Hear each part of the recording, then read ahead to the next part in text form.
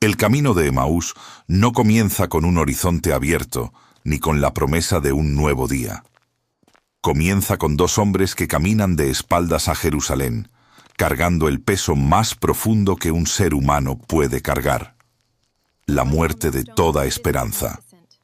Era el primer día de la semana, pocas horas después de que las mujeres regresaran del sepulcro con una noticia que nadie sabía cómo procesar. Y Cleofás y su compañero ponían distancia entre ellos y la ciudad, donde todo lo que habían creído posible había sido enterrado 3 días antes. Lo que ocurrió en ese camino de unos 11 kilómetros entre Jerusalén y la aldea de Emaús es uno de los encuentros más documentados, más íntimos y más teológicamente densos de toda la narrativa del Nuevo Testamento. Y lo que muchos no saben es que ese encuentro no fue accidental. Fue el cumplimiento de un patrón que Dios había trazado desde el Génesis mismo. El patrón del acompañante desconocido que camina con su pueblo en el momento exacto en que el pueblo ya no puede ver. Hay un detalle en este relato que la mayoría de las personas pasa por alto la primera vez que lo lee, y ese detalle lo cambia todo. Lucas, el autor del tercer evangelio, y el único que registra este encuentro con precisión narrativa, escribe en el capítulo 24 que cuando Jesús se acercó a los 2 discípulos y comenzó a caminar con ellos, sus ojos estaban retenidos para que no le reconociesen. Esta frase no es decorativa. No describe una coincidencia o una limitación de la percepción humana bajo el peso del dolor. Describe una acción deliberada de Dios. Los ojos de estos hombres estaban siendo sostenidos, retenidos, guardados, por una voluntad superior, para que el encuentro se desarrollara de una manera específica, en un orden específico, con un propósito que solo se revelaría al final. Y ese propósito tiene todo que ver con cómo Dios elige revelarse, no primero a través de la vista, sino a través de la palabra. Para entender completamente lo que vivieron Cleofás y su compañero en ese camino, es necesario entender el mundo que dejaban atrás. Jerusalén en el año 33 de nuestra era era una ciudad bajo una tensión acumulada que llevaba décadas construyéndose. La presencia romana era visible en cada esquina, en los soldados que patrullaban el pórtico de Salomón, en los estandartes imperiales que ondulaban cerca del templo, en la arquitectura de dominación que Herodes el Grande había levantado para satisfacer a Roma mientras fingía servir a Israel. El pueblo judío vivía en una especie de existencia suspendida entre la memoria de lo que Dios había prometido y la realidad cotidiana de lo que el ojo podía ver. Y en medio de esa tensión, Jesús de Nazaret había aparecido con una autoridad que no se parecía a nada que Israel hubiera conocido desde los grandes profetas. Había enseñado en las sinagogas con una potestad que dejaba mudos a los escribas. Había hecho señales que los testigos describían con el vocabulario reservado para los actos de Dios mismo. Y luego, en el espacio de un fin de semana, todo había terminado. La Pascua del año 33 había traído consigo algo que los discípulos no habían sabido cómo anticipar, a pesar de que Jesús lo había dicho con claridad en múltiples ocasiones. El Hijo del Hombre sería entregado. Eso estaba en las palabras de Jesús registradas en Marcos 9, en Mateo 16, en Lucas 18. Pero entre escuchar una profecía y experimentar su cumplimiento, hay una distancia que el corazón humano rara vez logra cruzar sin desorientarse completamente. Y así, cuando la mañana del primer día de la semana llegó con el testimonio de las mujeres diciendo que la tumba estaba vacía y que ángeles habían proclamado que él había resucitado, los discípulos no supieron qué hacer con esa información. Pedro y Juan habían corrido al sepulcro. Habían visto los lienzos doblados, habían vuelto sin una respuesta completa. Y Cleofás y su compañero habían tomado una decisión que muchos creyentes han tomado en sus propios momentos de oscuridad. alejarse del lugar donde el dolor era demasiado concentrado. Si tienes hijos en casa o una familia que está tratando de sostenerse en medio de tiempos confusos, quiero decirte algo antes de que sigamos caminando por este relato. Lo que Cleofás estaba viviendo, esa sensación de que la fe se ha vuelto demasiado pesada para sostenerla sin ayuda, no es extraña en los hogares de hoy. Muchas familias están pasando exactamente por eso. Padres que oran, pero que sienten que sus hijos se están alejando. Matrimonios que creen, pero que no saben cómo transmitir esa fe de una manera que llegue. Hay algo que puede ayudarte a identificar qué está ocurriendo espiritualmente en tu hogar y a recuperar la autoridad que Dios te ha dado como cabeza de familia. Lo encuentras en el enlace de la descripción o en el comentario fijado de este video. El camino de Emaús tenía aproximadamente 60 estadios de longitud, una medida que en el sistema de distancias de la época equivalía a unos 11 kilómetros. Era un recorrido que en terreno de Judea, con sus subidas y bajadas sobre el terreno calcáreo y los caminos de piedra que conectaban Jerusalén con las aldeas circundantes, tomaba entre 2 y 3 horas a pie.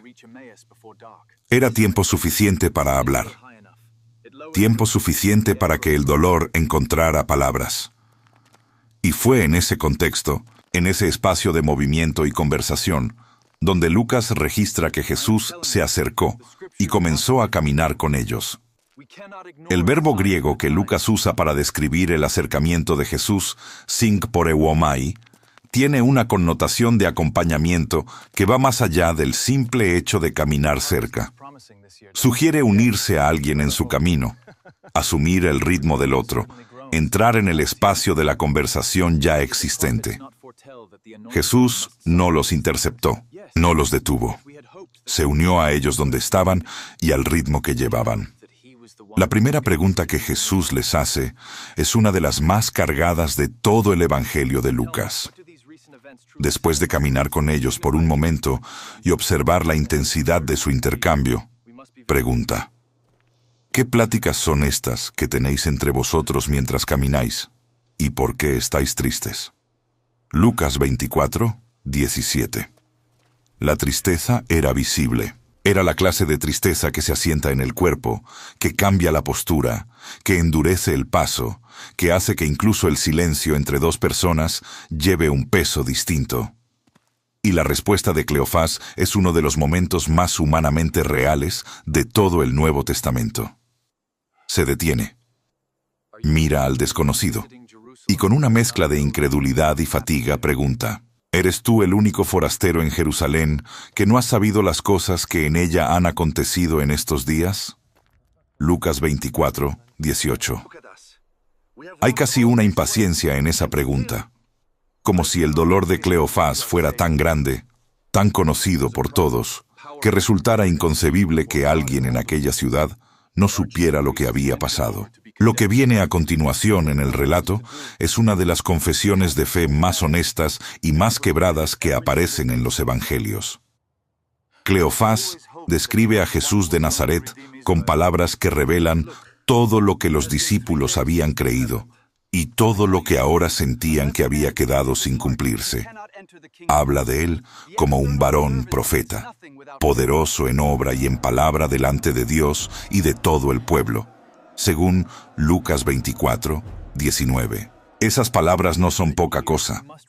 Reconocer a alguien como profeta poderoso en obra y en palabra delante de Dios era, en el vocabulario judío del primer siglo, situarlo en la misma categoría que Moisés, que Elías, que los grandes mediadores de la historia de Israel. Pero luego Cleofás continúa, y en su continuación está toda la tragedia, pero esperábamos que él era el que había de redimir a Israel. Lucas 24, 21. Esperábamos. Tiempo pasado. La esperanza ya no está en presente. Ha sido archivada en el compartimento de las cosas que no pudieron ser. Esta confesión de Cleofás merece una pausa larga. La esperanza de redención que él describe no era una esperanza vaga ni una expectativa espiritual abstracta. Era una esperanza concreta, históricamente determinada, arraigada en siglos de promesas divinas que el pueblo de Israel había aprendido a reconocer y a esperar. El vocabulario de redención, litraustai, en el griego del Nuevo Testamento, conectaba directamente con el relato del Éxodo, con la imagen del Dios que había sacado a su pueblo de la esclavitud de Egipto con mano fuerte y brazo extendido, según Deuteronomio 4:34. Para un judío del primer siglo, hablar de redimir a Israel era hablar de una liberación real, visible, política y espiritual al mismo tiempo. Era hablar de la restauración del reino davídico. Era hablar del cumplimiento final de todo lo que los profetas habían anunciado desde Isaías hasta Zacarías. Y Jesús, desde la perspectiva de Cleofás en ese momento, había llegado con todo el perfil de ese Redentor y luego había desaparecido de una manera que no encajaba con ningún patrón de cumplimiento que ellos conocían. Aquí es donde el texto hace algo extraordinario. Jesús, todavía sin revelar su identidad, responde a la confusión de Cleofás, no con una aparición gloriosa, no con una demostración de poder, sino con una pregunta que funciona como una llave maestra para todo lo que viene después. Dice: «Oh insensatos y tardos de corazón para creer todo lo que los profetas han dicho». Lucas 24:25. La palabra griega que Lucas usa aquí para insensatos, anoetoi, no tiene la connotación de estupidez intelectual. Describe más bien una incapacidad para conectar lo que se sabe con lo que se está viviendo, una especie de desconexión entre el conocimiento almacenado y la comprensión activa. No era que Cleofás y su compañero no supieran las Escrituras. Era que el dolor y la desorientación habían creado un velo entre lo que sabían y lo que podían ver. Y Jesús iba a quitar ese velo de una manera específica, no por revelación directa, sino por exposición sistemática de la palabra. Lo que sigue es uno de los estudios bíblicos más extraordinarios que se registran en toda la historia de la fe cristiana. Lucas lo describe con una sola frase que contiene un universo. Y comenzando desde Moisés, y siguiendo por todos los profetas, les declaraba en todas las Escrituras lo que de él decían. Lucas 24:27. Comenzando desde Moisés. Eso significa que Jesús comenzó con el Génesis y fue avanzando. Pasó por el Éxodo y la descripción del Cordero Pascual, cuya sangre protegía de la muerte, símbolo que el apóstol Pablo más tarde identificaría explícitamente con Cristo en 1 Corintios 5:7. Pasó por el libro de Levítico y todo el sistema de sacrificios que describía con detalles precisos los principios de expiación, sustitución y acercamiento a Dios. Pasó por los Salmos, donde el Salmo 22 describe con una precisión que ha asombrado a lectores durante siglos la experiencia de alguien que es abandonado, que sufre, que ve sus vestidos repartidos entre sus enemigos, que finalmente ve a Dios vindicado. Pasó por Isaías 53, donde el siervo de Jehová es descrito como alguien que fue herido por nuestras rebeliones, molido por nuestros pecados, el castigo de nuestra paz fue sobre él.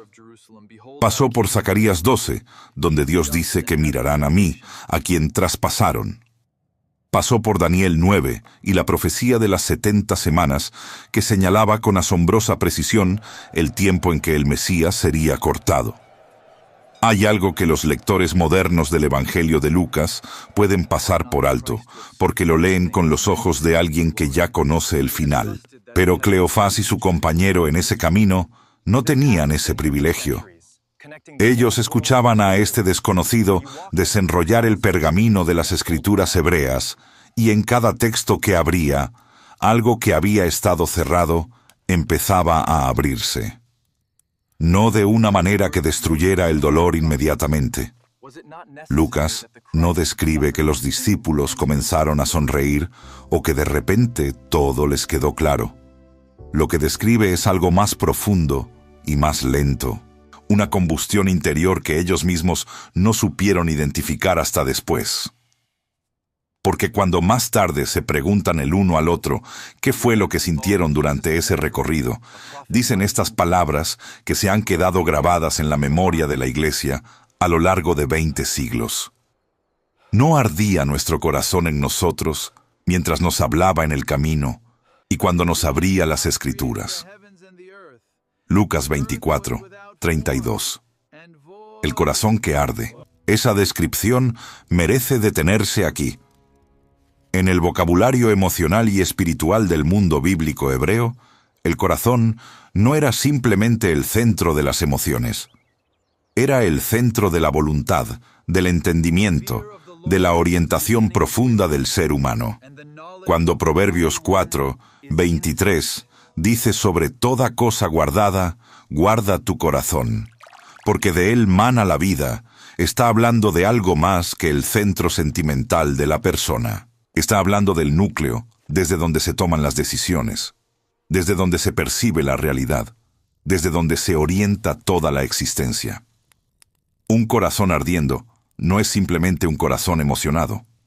Es un corazón que ha sido alcanzado en su centro más profundo por algo que es más verdadero que cualquier otra cosa que haya tocado antes. Y eso es lo que la exposición de las Escrituras por parte de Jesús había producido en estos dos hombres mientras caminaban. Una combustión en el centro de su ser que todavía no tenía nombre, pero que ya era inextinguible. Mientras avanzaban por ese camino de piedra caliza bajo el sol del primer día de la semana, Judea desplegaba a su alrededor el paisaje que había enmarcado la historia de Israel durante siglos. Las colinas de Judá son de una belleza particular, áspera y dorada, donde los olivos se aferran a la tierra rocosa con una tenacidad que parece reflejo de la misma fe del pueblo que los cultivó. Los caminos de la región, en el siglo I, estaban bien trazados gracias en parte a las obras de construcción romanas, pero mantenían el carácter de las rutas antiguas que los peregrinos habían usado durante generaciones para subir a Jerusalén en las festividades. El polvo, el calor, el sonido de las sandalias sobre la piedra, el ocasional cruce con otros viajeros que regresaban de la ciudad después de la Pascua. Todo eso formaba el telón de fondo de una conversación que estaba cambiando para siempre la comprensión de estas dos personas sobre quién era Dios y cómo actuaba en la historia. Cuando se acercaron a Emaús y el desconocido hizo ademán de continuar, Cleofás y su compañero hicieron algo que en la cultura del Oriente Medio del primer siglo era absolutamente natural y al mismo tiempo profundamente significativo. Le rogaron que se quedara con ellos. La hospitalidad en el mundo judío del período del Segundo Templo no era simplemente una cortesía social. Era una obligación moral enraizada en la memoria del pueblo. Abraham había recibido a 3 visitantes desconocidos en Mamré y les había preparado una comida completa antes de saber quiénes eran, según Génesis 18. Los Hebreos 4, 2 recordaría más tarde que algunos, sin saberlo, hospedaron ángeles. Recibir al extranjero, al viajero, al que no tiene techo para esa noche, era en la tradición israelita un acto de obediencia a Dios antes de ser un acto de generosidad humana. Y así Cleofás y su compañero retienen al desconocido con una urgencia que va más allá de la simple cortesía. Quédate con nosotros, porque se hace tarde y el día ya ha declinado. Lucas 24, 29. La escena que sigue en la mesa es, en términos teológicos, una de las más densamente cargadas de todo el Evangelio de Lucas.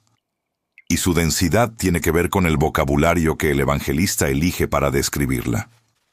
Lucas dice que cuando estuvieron sentados a la mesa, Jesús tomó el pan y lo bendijo, lo partió y les dio. Lucas 24, 30. Los 4 verbos que Lucas usa, tomar, bendecir, partir, dar, son exactamente los mismos 4 verbos que aparecen en la descripción de la multiplicación de los panes en Lucas 9, 16, y que reaparecerán en la institución de la Cena del Señor en Lucas 22, 19. Este no es un detalle estilístico casual. Lucas está construyendo un patrón deliberado que invita al lector a reconocer que lo que sucede en la mesa de Emaús es una continuación de lo que ocurrió en el aposento alto la noche de la traición, que es a su vez una proyección hacia adelante de lo que la Iglesia celebraría cada domingo cuando se reuniera para partir el pan. El momento del reconocimiento no ocurre durante el estudio de las Escrituras, aunque ese estudio encendió el corazón. Ocurre en el acto de partir el pan. Y en ese mismo instante, en el momento exacto en que los ojos que habían estado retenidos se abren, Jesús desaparece de su vista. La desaparición inmediata de Jesús, después del reconocimiento, no es un elemento extraño que necesite explicación apologética. Es parte de la pedagogía del encuentro. Jesús había aparecido de una manera oculta precisamente para que el reconocimiento no dependiera de la vista. Había abierto las Escrituras precisamente para que la fe tuviera fundamento antes de tener evidencia visible.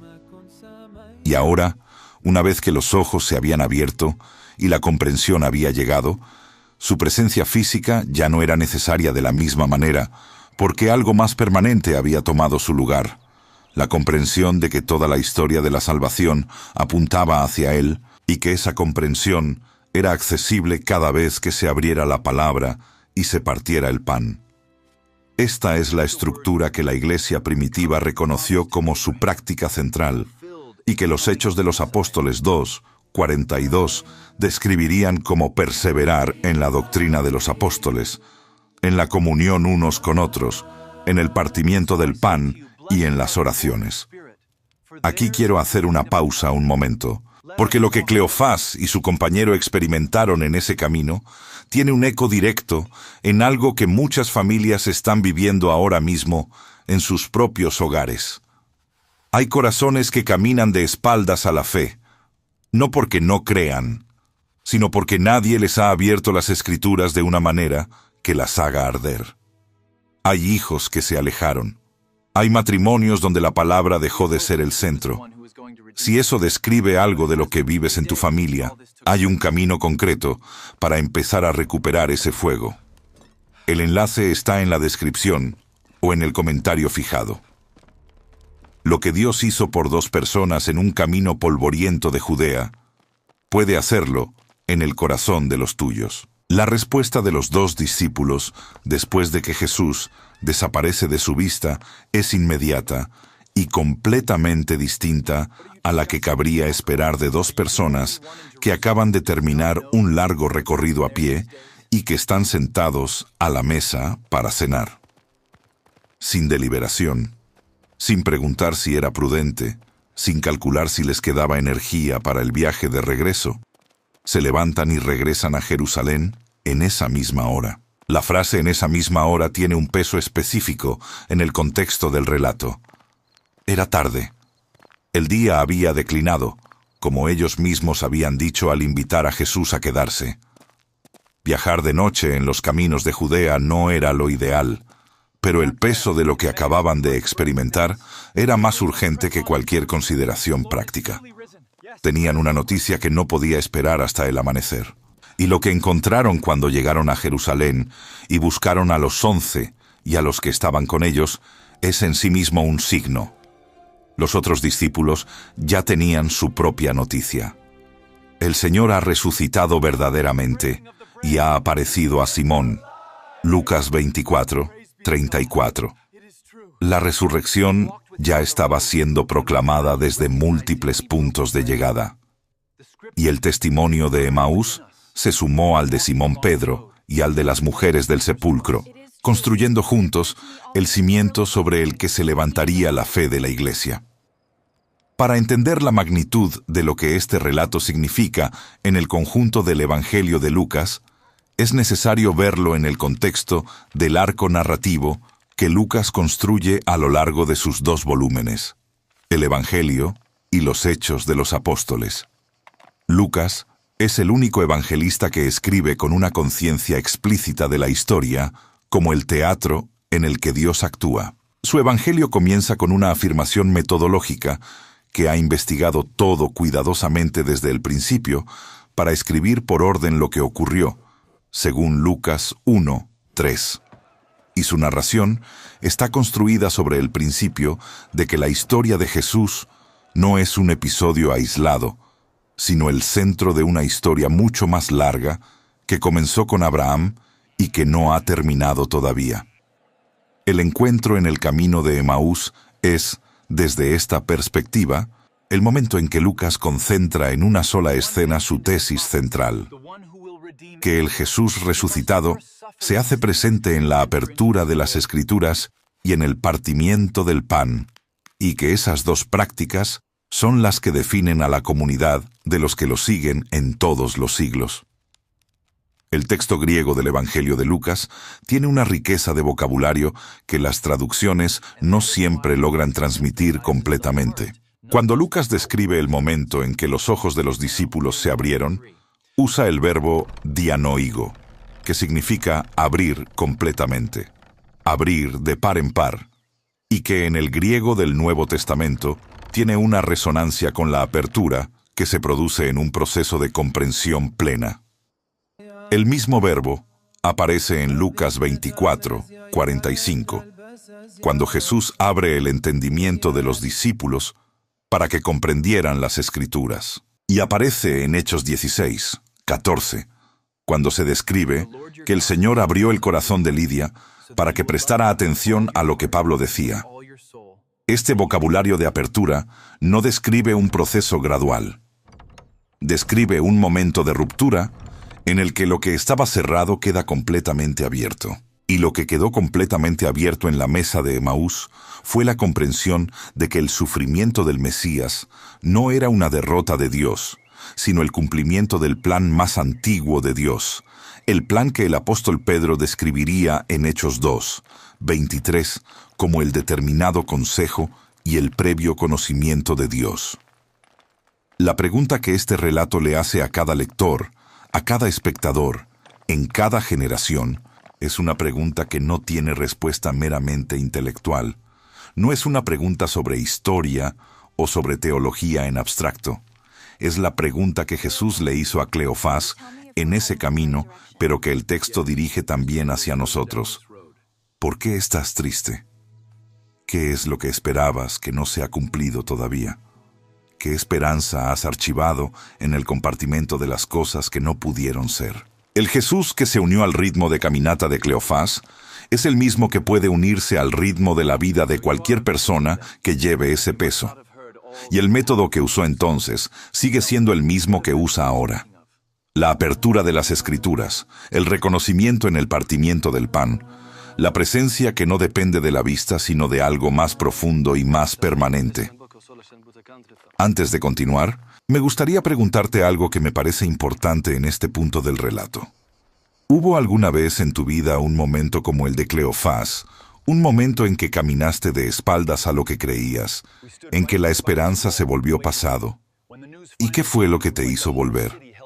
Me gustaría leer tu respuesta en los comentarios, porque creo que esos testimonios tienen el poder de encender el corazón de alguien más que hoy está en ese camino. El siglo I de nuestra era fue un período de transformaciones culturales, políticas y religiosas de una velocidad y una profundidad que es difícil de imaginar desde la perspectiva del mundo contemporáneo.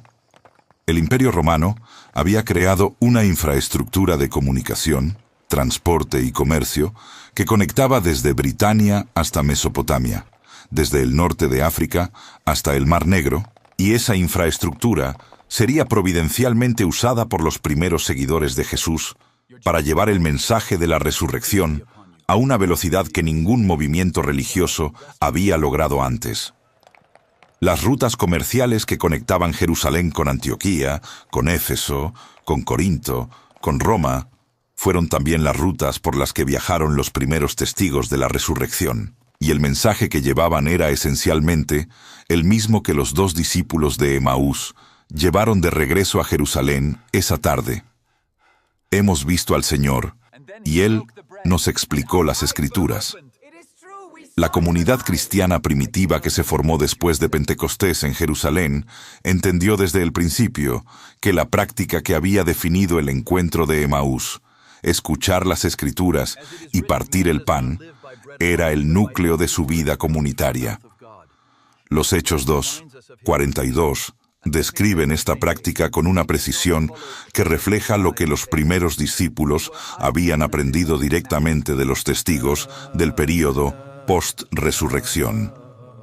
Perseveraban en la doctrina de los apóstoles, en la comunión, en el partimiento del pan y en las oraciones.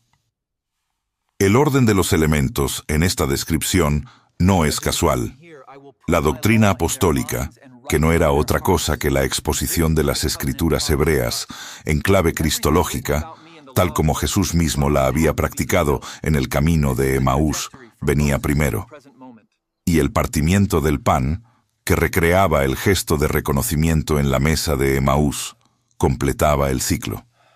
Entre esas dos prácticas, la comunión y la oración sostenían la vida interior de la comunidad. Hay un elemento del relato de Emaús que los comentaristas han explorado con profundidad a lo largo de los siglos y que tiene una relevancia directa para entender cómo la Iglesia concibió su misión. El hecho de que Jesús, cuando los discípulos le rogaron que se quedara, hizo ademán de seguir adelante. Lucas dice literalmente que hizo como que iba más lejos, según Lucas 24, 28. Esta descripción no implica un engaño de parte de Jesús. Implica más bien que el Jesús resucitado no impone su presencia. No se instala donde no ha sido invitado. Espera ser retenido. Y cuando los discípulos lo retuvieron, con una urgencia que surgía del calor que ya ardía en su interior, sin saberlo todavía, Él entró y se sentó a la mesa con ellos.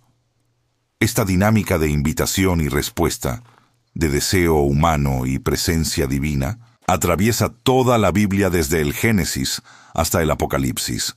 Es el patrón del Dios que espera en la puerta y llama, según Apocalipsis 3, 20, y que entra cuando alguien abre.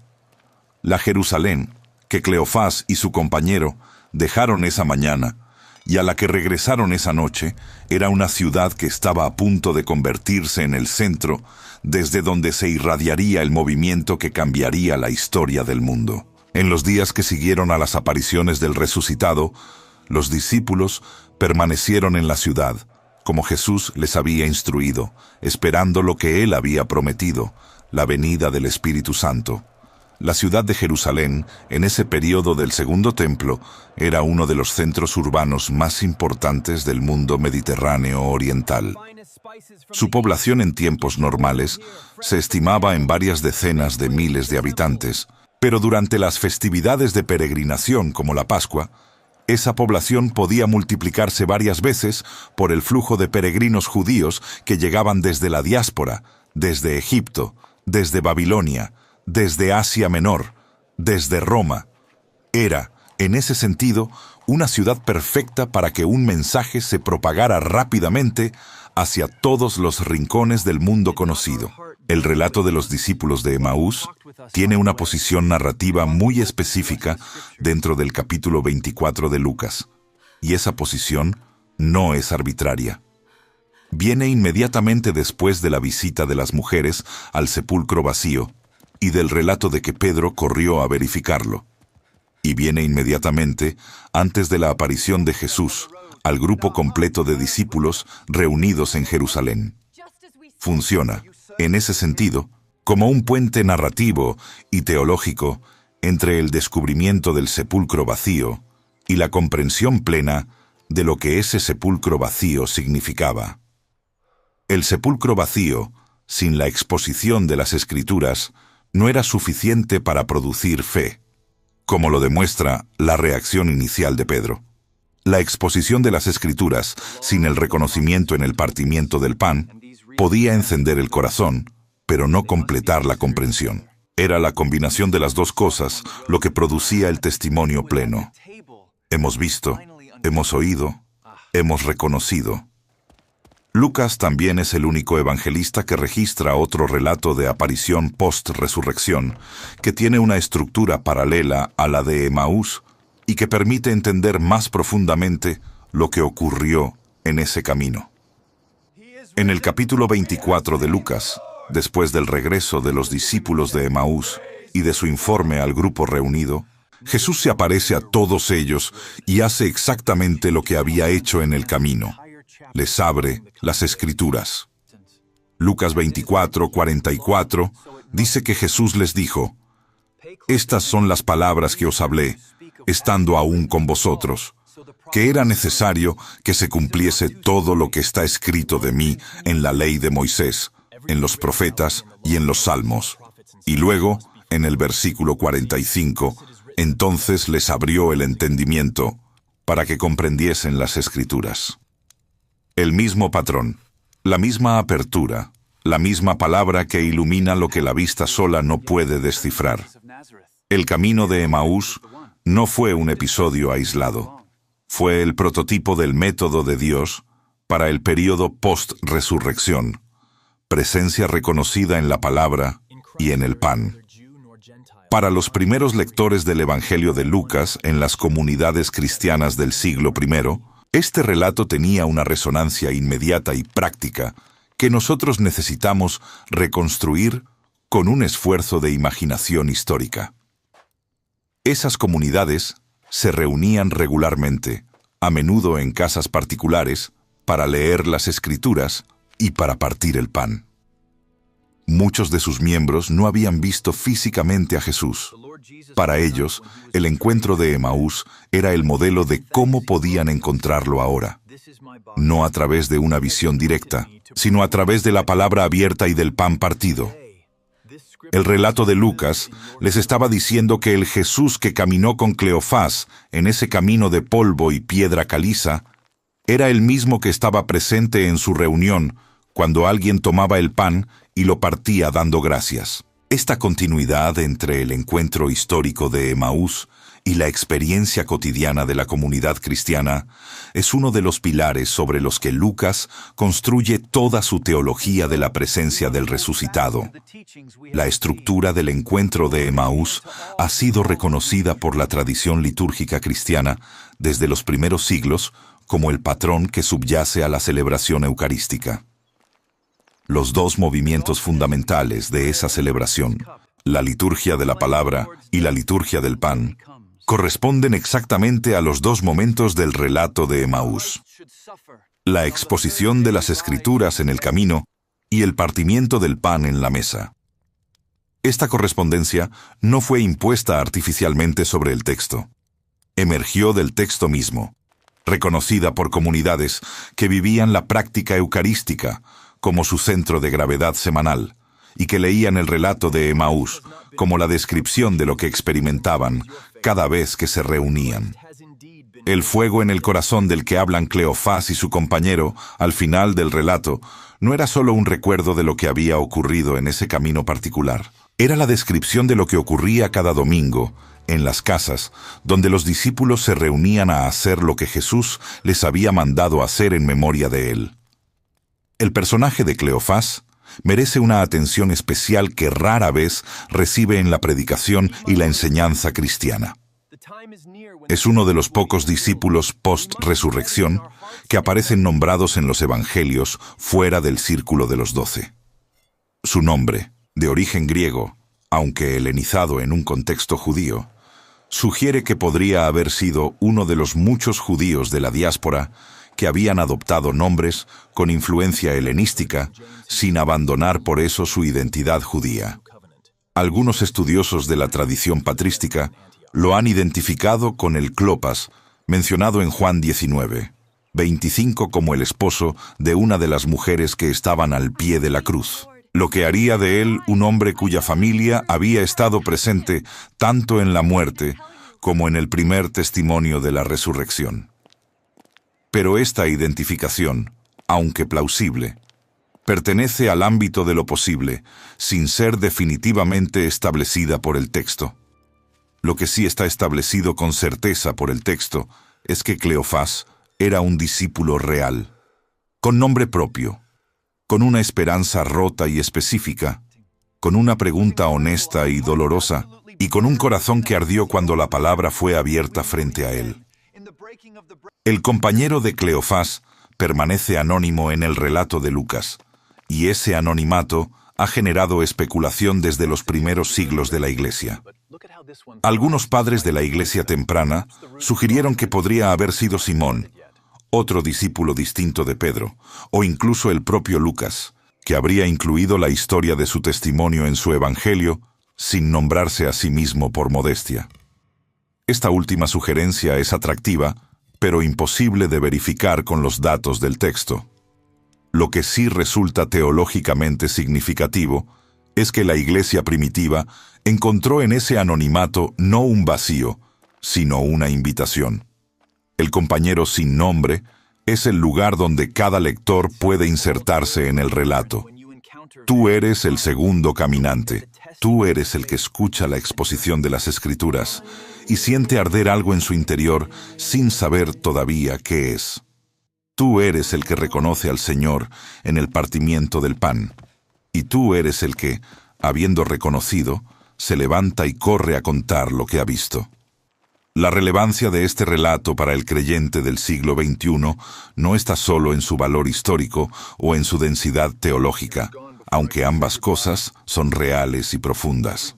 Está en lo que el relato dice sobre la naturaleza del dolor espiritual y sobre el método de Dios para sanar ese dolor.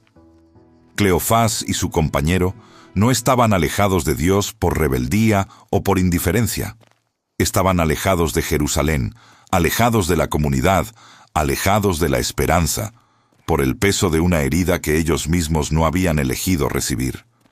Y la respuesta de Dios a ese dolor no fue una aparición gloriosa que los borrara de un golpe. Fue un acompañante que se unió a su camino, que les hizo preguntas, que escuchó su dolor antes de hablar, que luego abrió las Escrituras y que finalmente se reveló en el gesto más simple y más cargado de significado: tomar el pan, bendecirlo, partirlo y darlo. Este camino, el de la palabra abierta que enciende el corazón antes de que los ojos puedan ver, es el mismo camino que Dios sigue ofreciendo a cada persona que carga con una esperanza rota.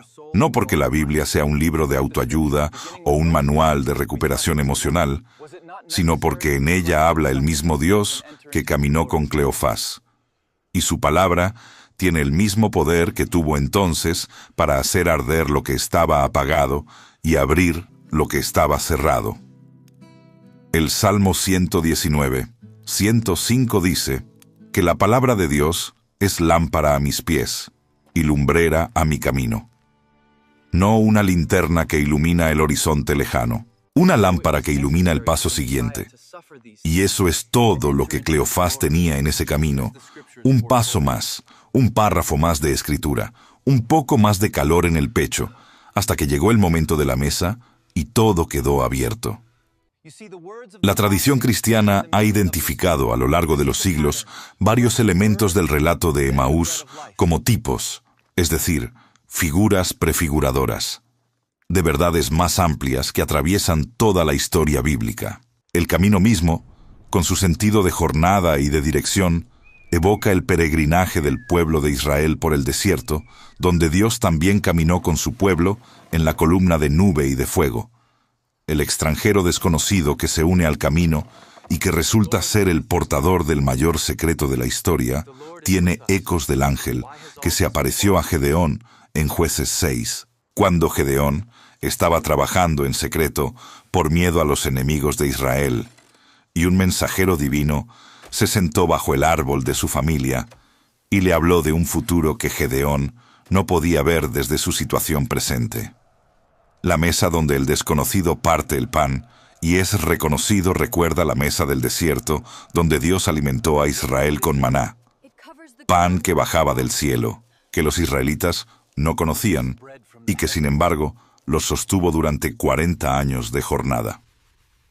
El relato de Emaús también tiene una relación específica y documentable con la profecía de Isaías, que describe al siervo de Jehová como alguien cuyo rostro, Sería desfigurado más de lo que se podía reconocer, según Isaías 52, 14, y que sin embargo sería exaltado y engrandecido. En el contexto de Isaías 52 y 53, el siervo que sufre y el siervo que es exaltado son la misma persona, y la incapacidad de los contemporáneos para reconocerlo en su sufrimiento es parte de la profecía misma. Cuando Lucas describe que los ojos de los discípulos de Emaús estaban retenidos para que no reconocieran a Jesús, está estableciendo un vínculo implícito con esa profecía isaíánica. La no reconocibilidad del resucitado, que aparece también en Juan 20, cuando María Magdalena lo confunde con el jardinero, y en Juan 21, cuando los discípulos en el lago de Tiberíades no lo reconocen desde la orilla, no es una anomalía del cuerpo resucitado. Es parte del cumplimiento de un patrón profético que Isaías había descrito siglos antes. El concepto de reconocimiento que está en el corazón del relato de Emaús tiene una riqueza filosófica y espiritual que la simple palabra reconocer no transmite completamente. El término griego que Lucas usa, epiginosko, es una forma intensificada del verbo ordinario para conocer. No es simplemente conocer, sino conocer plenamente. Conocer a través de la experiencia. Conocer de una manera que compromete al que conoce.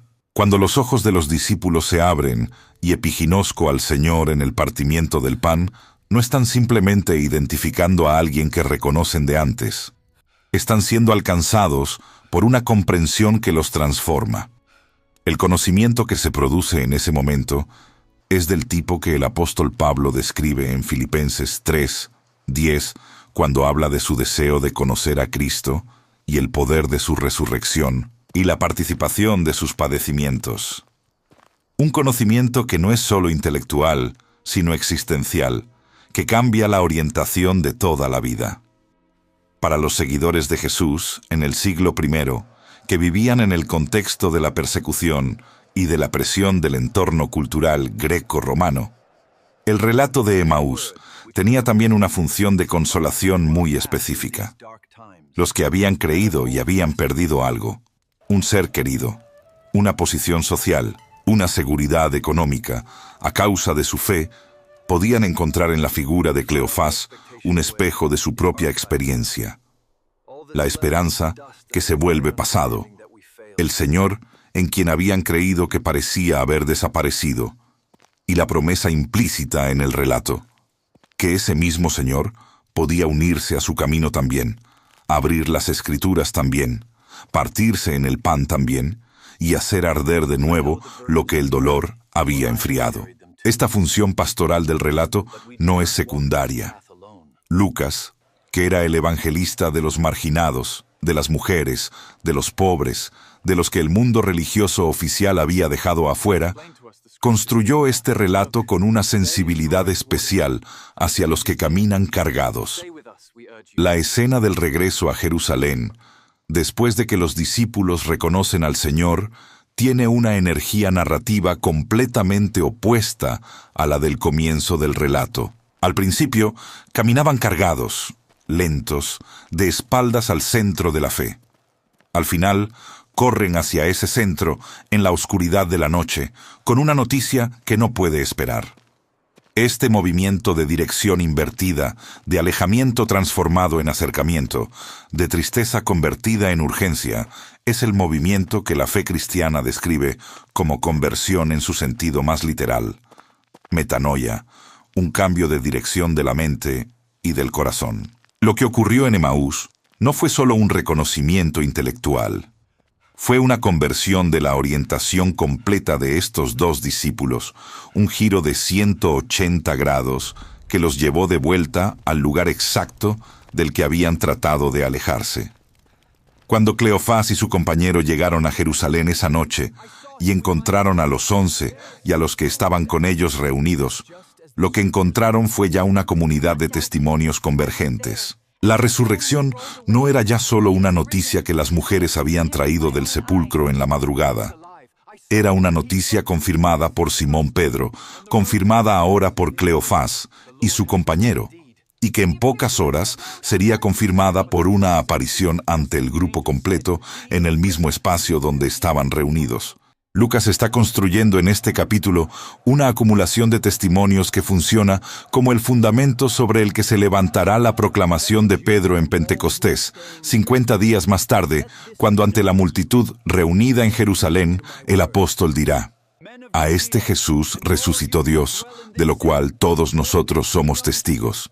Hechos 2, 32. Hay un detalle de la topografía del relato de Emaús que los lectores modernos a veces pasan por alto, pero que tiene una importancia simbólica que Lucas claramente reconoció. Los discípulos se alejaron de Jerusalén y regresaron a Jerusalén, la ciudad santa, que en el Evangelio de Lucas es el destino hacia el que toda la narrativa se mueve desde el capítulo 9, donde se describe que Jesús endureció su rostro para ir a Jerusalén, según Lucas 9:51. Es también el punto desde donde irradia la misión después de la resurrección. Lucas 24:47 dice que el arrepentimiento y el perdón de pecados se predicarían en su nombre a todas las naciones, comenzando desde Jerusalén. Y Hechos 1:8 dice que los discípulos recibirían poder y serían testigos en Jerusalén, en toda Judea, en Samaria y hasta lo último de la tierra. Jerusalén no es solo una ciudad en el mapa de Lucas, es el eje alrededor del cual gira el plan redentor de Dios en el período que el evangelista está narrando. La postura teológica que el encuentro de Emaús refuerza de manera sostenida a lo largo de todo el relato es la postura de que el sufrimiento del Mesías no fue un accidente de la historia ni una derrota momentánea que la resurrección revirtió. Fue el plan de Dios desde antes de la fundación del mundo, ejecutado en el tiempo y en el espacio con una precisión que ninguna mente humana habría podido diseñar. Cuando Jesús le pregunta a Cleofás, ¿no era necesario que el Cristo padeciese estas cosas y que entrara en su gloria? En Lucas 24:26, la palabra necesario, en griego dei, es la misma palabra que Jesús había usado en varias ocasiones durante su ministerio para describir su propio sufrimiento inminente como algo que debía ocurrir. No como algo que podía ocurrir o que podría ocurrir en ciertas circunstancias, como algo que debía ocurrir de acuerdo con un designio que estaba por encima de toda contingencia histórica. Esta necesidad teológica del sufrimiento del Mesías es uno de los puntos de mayor tensión entre la fe cristiana y la expectativa mesiánica judía del primer siglo, y el relato de Emaús enfrenta esa tensión directamente sin evitarla. Cleofás no tenía una teología del Mesías sufriente. Su expectativa era la del Mesías redentor, liberador, restaurador del reino davídico. Y Jesús no le dice que esa expectativa estaba equivocada.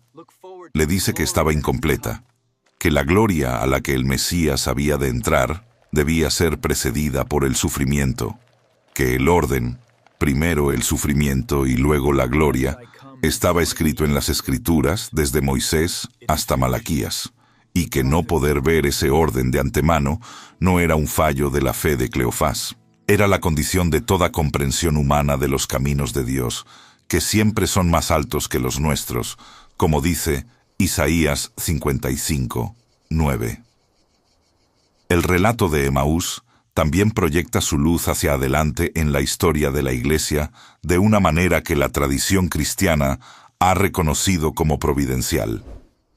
Cada generación de creyentes ha encontrado en ese camino un espejo de su propia experiencia de fe. Los mártires de los primeros siglos que enfrentaban la posibilidad de perder todo por causa de su fe, encontraron en el ardor del corazón de Cleofás la descripción de lo que ellos mismos experimentaban cuando las Escrituras eran leídas en sus asambleas clandestinas. Los reformadores del siglo XVI, que insistían en que la palabra de Dios tenía que ser el centro de la vida de la Iglesia, encontraron en la exposición de las Escrituras por parte de Jesús en el camino de Emaús un argumento narrativo para su convicción más profunda. Los misioneros de todos los siglos que llevaron el Evangelio a pueblos que nunca habían escuchado el nombre de Jesús, encontraron en el patrón de Emaús, primero la palabra, luego el reconocimiento, el método que el Señor mismo había establecido. Quiero detenerme aquí, cerca del final de este recorrido que hemos hecho juntos, para decirte algo que viene directamente del corazón de este relato. Si hay familias que caminan esta semana con una esperanza rota, si hay hogares donde la fe fue alguna vez el centro y ahora parece lejana, si hay padres que no saben cómo volver a abrir las Escrituras con sus hijos de una manera que encienda algo real en ellos, lo que Dios hizo por Cleofás en ese camino, abrir la palabra y hacerla arder, puede ocurrir también en tu hogar. Hay un camino concreto para comenzar esa restauración, y lo encuentras en el enlace que está en la descripción o en el comentario fijado de este video. Porque la familia que lee, junta la palabra juntos, es la familia que, como Cleofás, acaba por reconocer al Señor. Lo que el encuentro en el camino de Emaús le dice a la historia es algo que ningún análisis meramente histórico o académico puede capturar completamente.